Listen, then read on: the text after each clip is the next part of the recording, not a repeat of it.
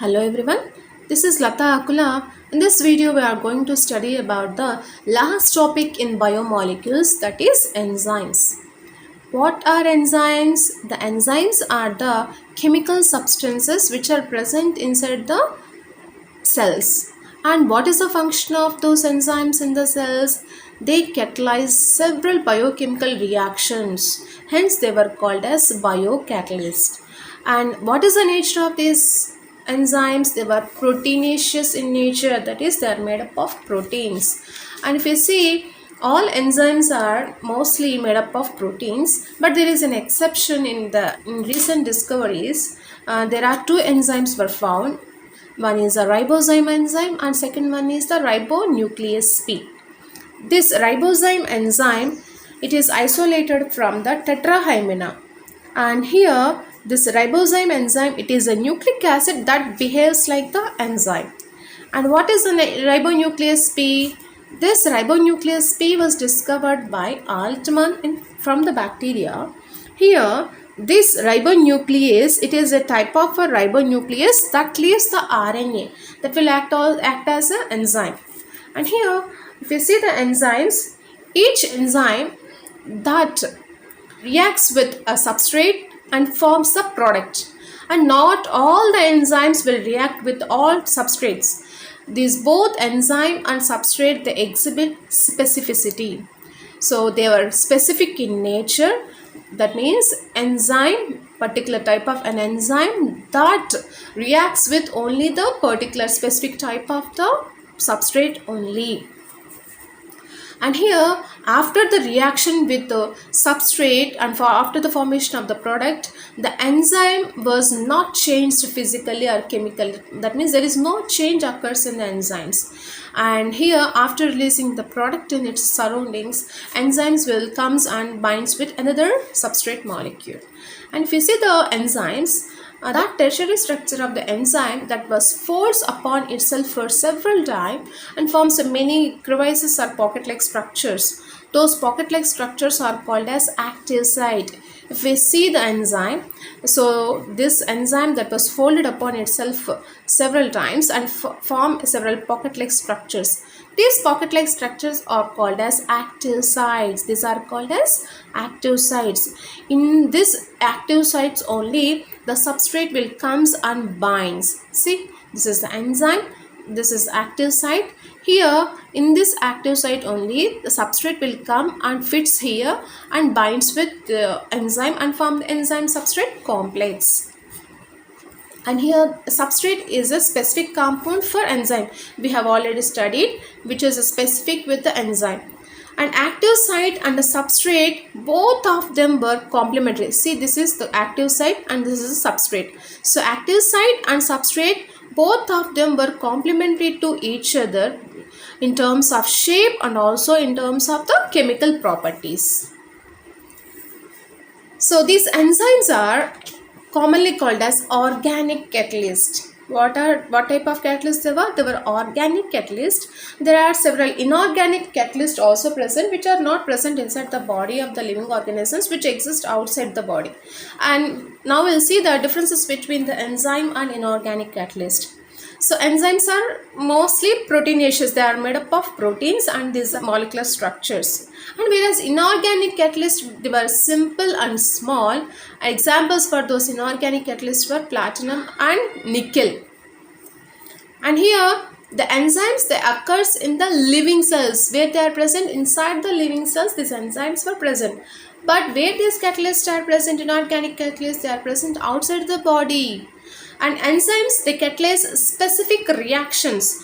So in that specific reactions only these enzymes will participate. But whereas these inorganic catalysts, they were not specific for any one type of reaction. They can catalyze a number of reactions.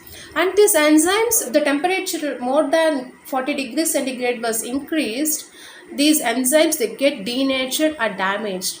But these inorganic catalysts, they work most efficiently at high temperatures and high pressures. And we have seen that there is a note here. Some enzyme, most of the enzymes, they will not work more than 40 degrees centigrade, but there is an exception. Several thermophilic organisms are present. Thermophilic organisms means the high temperature loving organisms are called as thermophilic organisms. Some living organisms may exist in the hot water springs and sulfur springs, vents, in hot vents also. So how these organisms are able to survive there? Because they consist of thermostable enzymes. Because of the presence of those thermostable enzymes, they can withstand the temperatures nearly 80 to 90 degrees centigrade. So that thermal stability is important quality of those thermophilic organisms. So now we will see about chemical reactions. So what are chemical reactions? In the chemical reaction, during transformation, several bonds were broken and new bonds were created.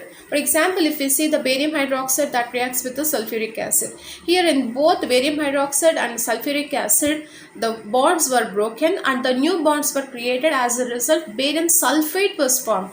Here hydroxyl was broken here and sulfate was broken from here, and this sulfate will combine with the barium and hydroxyl group will combine with hydrogen and form the two water molecules and barium sulfate. It is an inorganic chemical reaction.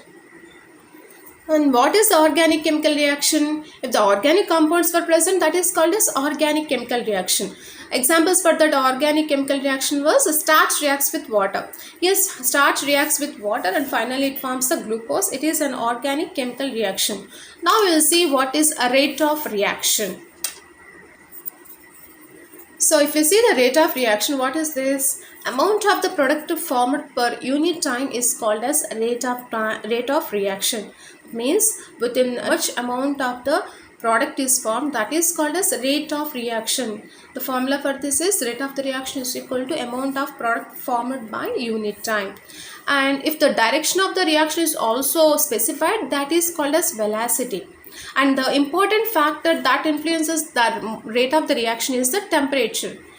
So in the presence of catalyst means what? Enzyme. The reaction proceeds at high rate. If the enzyme is present, the reaction was very fast.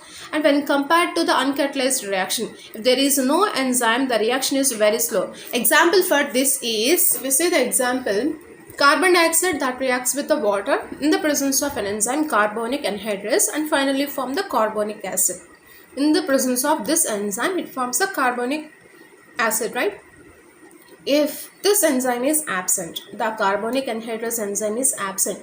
So how the reaction occurs? This reaction occurs very slow. And how many molecules of the carbonic acid is formed? Only 200 molecules of the carbonic acid is formed per hour. Not per minute or second, per hour it forms only 200 molecules of the carbonic acid in the absence of the enzyme. Whereas in the presence of an enzyme, carbonic anhydrous, how the reaction occurs? The reaction speeds up. So in the presence of the enzyme carbonic anhydrous, the reaction speeds up, and in the presence of the enzyme, it forms nearly 6 lakhs molecules of the carbonic anhydrous per second. So how much rapid it is. And here that means the enzyme, it accelerates the rate of the reaction nearly 10 million times. How much time? Nearly 10 million times it will accelerate the reaction. Now we will see the metabolic pathway. Various types of enzymes are present. Each of them they catalyze a different chemical reaction. Whereas in the metabolic pathway, it is a multiple steps occurs, and in some chemical reactions, each step was catalyzed by the same enzyme or a different types of enzyme. That is called as metabolic pathway. Example for this is glycolysis. So in the glycolysis, what will happen? Glucose is converted into the 2 molecules of the pyruvic acid and in the presence of oxygen. See here, this is the formula. The glucose C6H12O6 is the formula of glucose. In the presence of oxygen, it will convert into the 2 molecules of the pyruvate, that is C3H4O3, and in addition to these 2 molecules of the water is also formed. And here this metabolic pathway with 1 or 2 additional reactions at different conditions, that gives rise to different types of end products. Now we'll see what are the end products. the glucose is converted into the two molecules of the pyruvic acid in the glycolysis, right? And this glycolysis, it is a metabolic pathway where nearly 10 successive reactions occur. And the end product of this glycolysis, that is two molecules of the pyruvic acid at different conditions will changes into different end products. For example, in the anaerobic conditions means in the absence of oxygen. So in the anaerobic condition, in the by the yeast,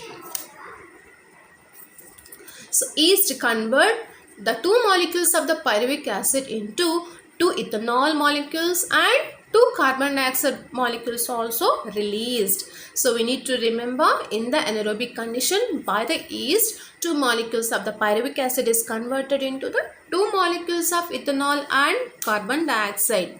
And whereas the same pyruvic acid in the aerobic condition, that is in the presence of oxygen, it is converted into acetyl coenzyme A. It is two molecules of the pyruvic acid is converted into the acetyl coenzyme A in the presence of oxygen.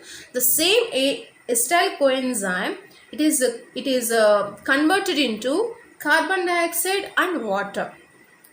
That is in the aerobic condition. And the third condition is this pyruvic acid in the presence of in the absence of oxygen. So absence of oxygen is called anaerobic condition. So in the absence of oxygen, that is in the anaerobic condition, two molecules of the pyruvic acid is converted into the two lactic acid molecules. And where this reaction occurs, it occurs in the skeletal muscles. In the skeletal muscles, if there is anaerobic condition prevails, that pyruvic acid is converted into the lactic acid.